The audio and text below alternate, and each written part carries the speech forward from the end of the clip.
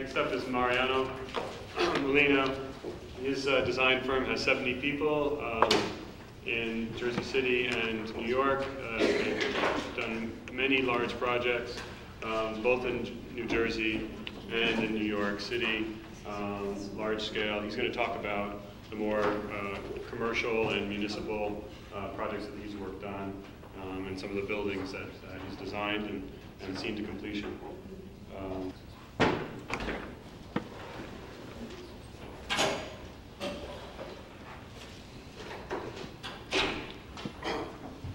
Well, the PC is starting up. I just wanted to point out something Jackie mentioned, which is the concept of embedded energy. This is very important for buildings.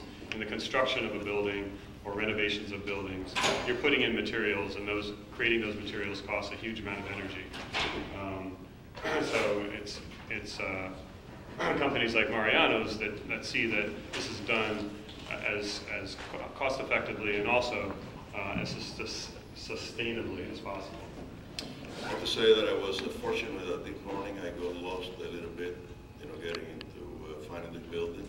So it gave me the opportunity to walk around the campus, and it's a beautiful location. And it is the place is really, really wonderful. The views of the campus is really great, and the views from here to New York is really fantastic.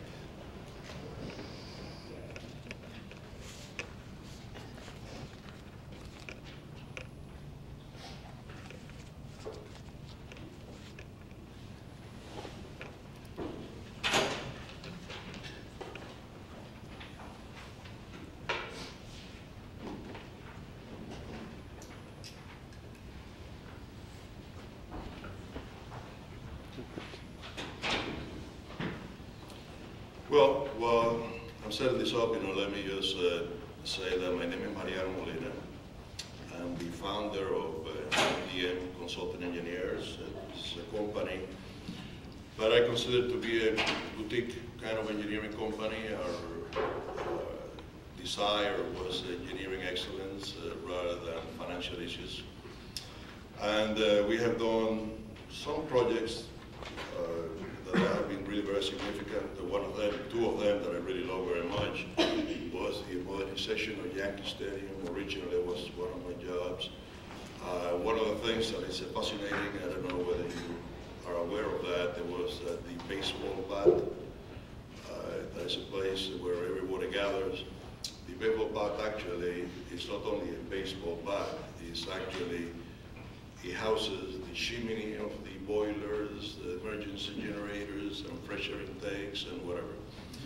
Another project that was really significant and gave me some ideas is a correctional facility on a barge that we designed several years ago because the government dictated that prisoners had to be released from prison because they were overcrowded, and it was difficult to find a location for a correctional facility.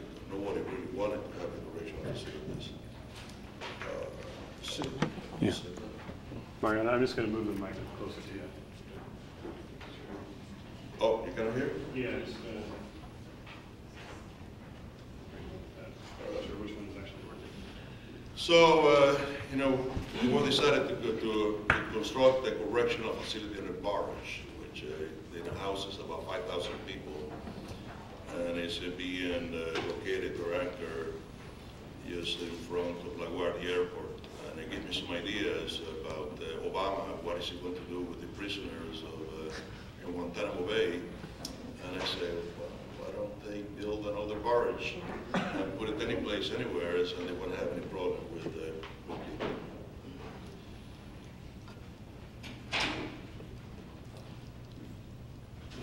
What I want to speak of is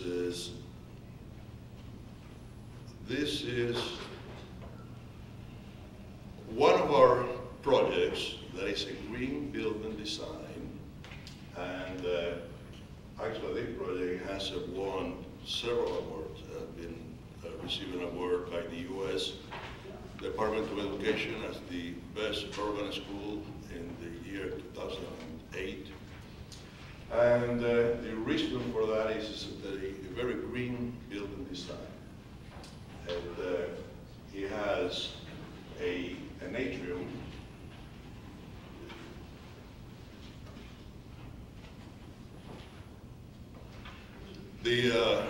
Getting into the building is really fantastic in the sense that any place you go in the building, you will be getting natural light. And in order for getting the natural light in interior spaces, the architect created this atrium, which is the equivalent like a knife piercing an apple. And daylight penetrates and has two functions. So one is that anyone in the building, even in the interior spaces, will be getting natural light. And the second one is it reduces energy consumption in terms of lighting by electrical power because you get the natural illumination.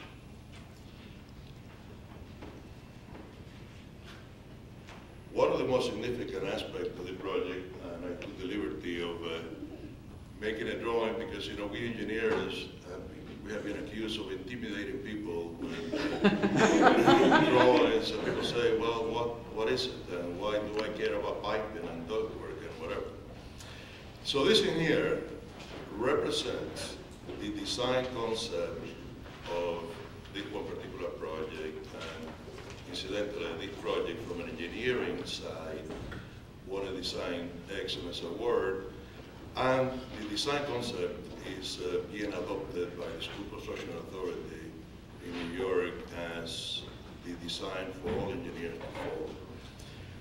One of the issues that the project of the design has is, as you're aware, there is the current concern about swine flu.